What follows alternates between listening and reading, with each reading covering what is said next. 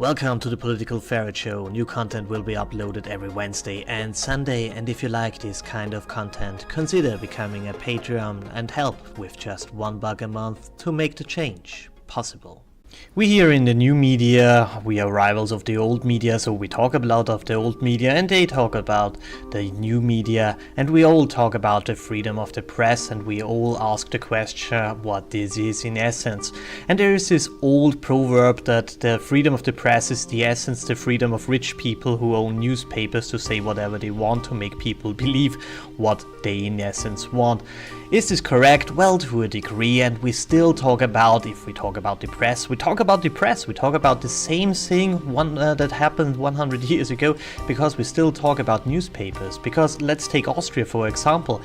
The reach of the print media in Austria is 69%. Of course, this moved to a degree to the internet. There are the big players. We have hundreds of newspapers, but the big players are around 10 or something like that. And the most important are here the Kronenzeitung, heute die kleine Zeitung Österreich, Kurier, der Standard, Oberösterreichische Nachrichten, die Presse. That's the big players in essence.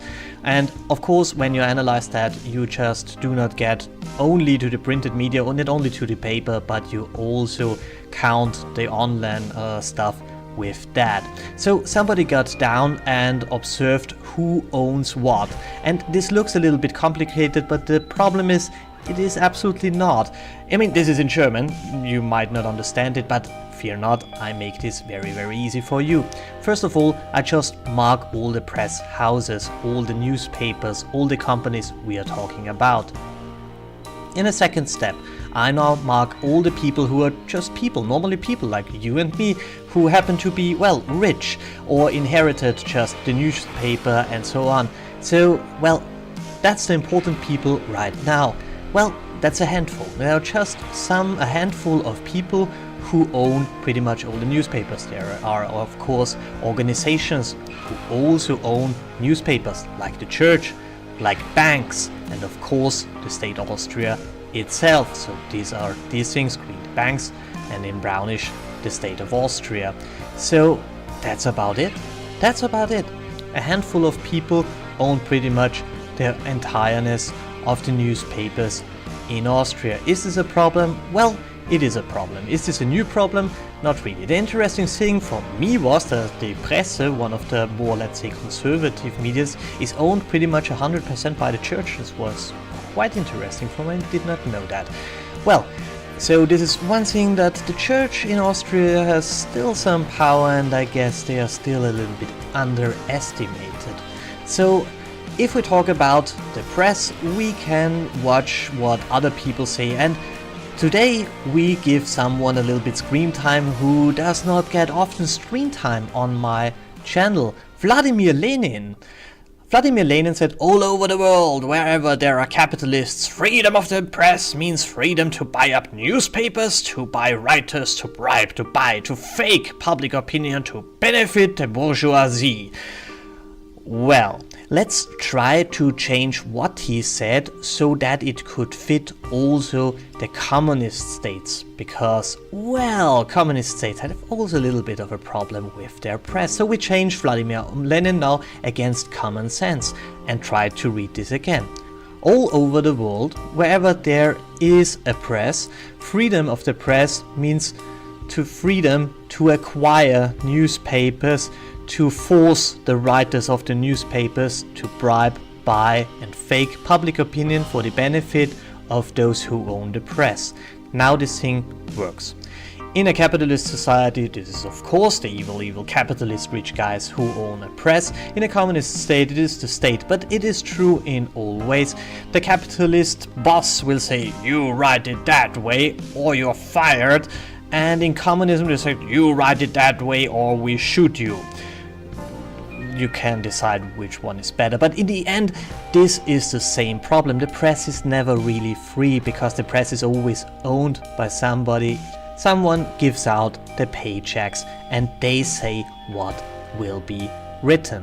The interesting thing is, now you have the normal populace, and some people just get out there and say, I start a newspaper. So they start now a newspaper, and they are of course biased, because, well, we are all biased. This is something where the left is pretty right.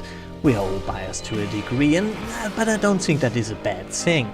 So we have now an objective truth, and they observe the objective truth and say, well, this cube is definitely red, and the other said, no, it's dark red, and the next sensor, no, it's orange. Although it is green from my perspective, but what do I know? I do not own a newspaper. So they print out the newspaper and say what color this block now have, and they give it to the populace, and the populace then says and argues and say, it is red, and the other say, no, it is orange, I read it in my newspaper, and my newspaper is way better because reasons.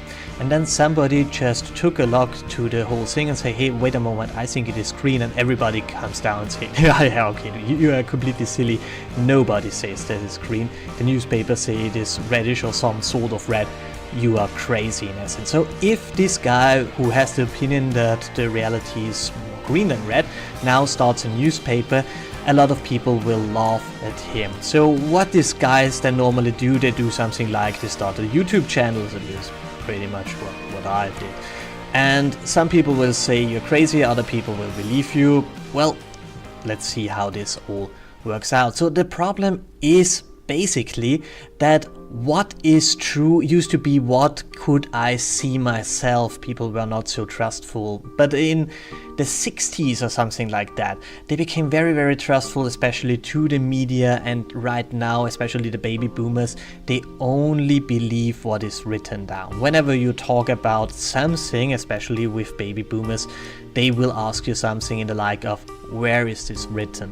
Because it's very important for them, because they do not trust their own eyes. I guess because their old generation was gaslighted and they can't use their own eyes because they are trained to disbelieve their own eyes, and they are trained to believe in an authoritarian voice that tells them what to think. But still, a lot of people need that. A lot of people need the press to get the information what they have to believe. So this is not just the press that forces false narratives onto people. There are people who say, give me, feed me with these narratives, and the press just satisfies these needs. So is this a problem? Of course this is a problem.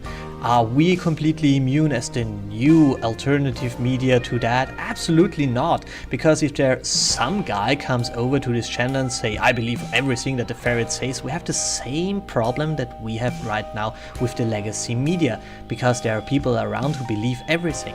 But that's this interesting thing on things like YouTube or the alternative media. Whenever you have a comment section, when people can say, I know that what you said is not true, and I can prove it with this and that, and with something that was written, with something that I have observed myself, and so on.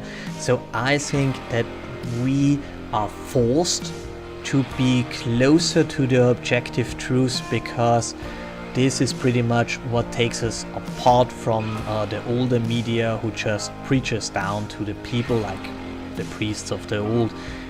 We have to be closer to that.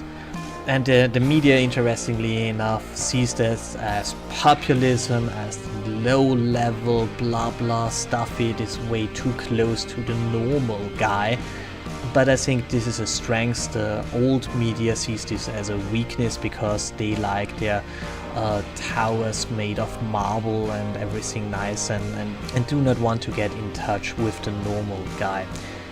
So still, the whole thing, what we can learn pretty much there is that the problems that the media has right now and that we criticize will come to us, and it will come sooner than later.